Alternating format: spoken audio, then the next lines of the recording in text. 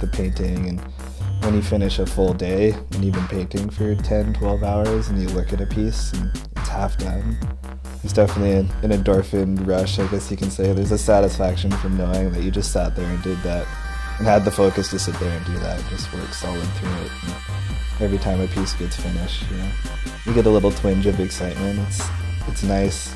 I get more excited just to like show it and get the perspective from the people, because I work so inwardly when I'm actually working, and I get so focused that when it's done, it's nice to have someone else look at it and just kind of be like, sweet.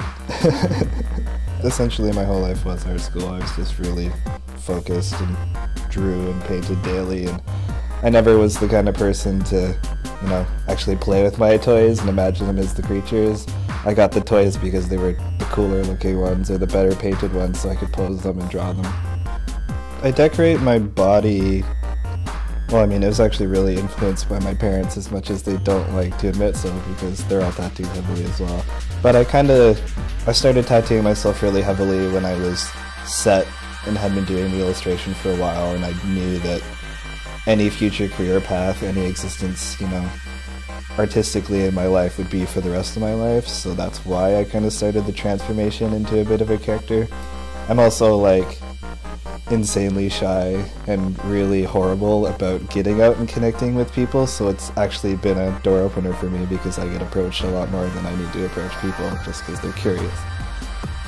I think I'm really heavily inspired, actually, predominantly by my family and the kind of the community that I'm surrounded with here, because there's a lot of artists like myself who are surviving on their artwork, and they're working really hard, and they're producing like crazy just to keep themselves at this point, because it is a hard city. And I think, mainly the community around me and the kind of people around me in this city, because it's a beautiful city and it's a really influential one, but it's also a hard one. And, you really got to keep your focus and sense of community with you, because it's easy to get lost within it.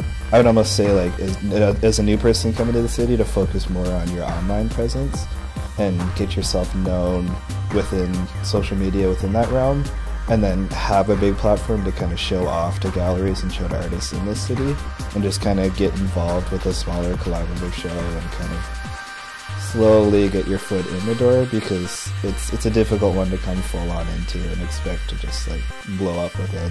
It took 3 or 4 years before I actually got to the point where I was getting into bigger galleries and being able to show my pieces more in a way that they were selling and really present and kind of getting the focus that I thought they should. Branding yourself is really essential in this day and age, especially when it comes to art, because it's way easier to get yourself noticed if you put yourself in the right place.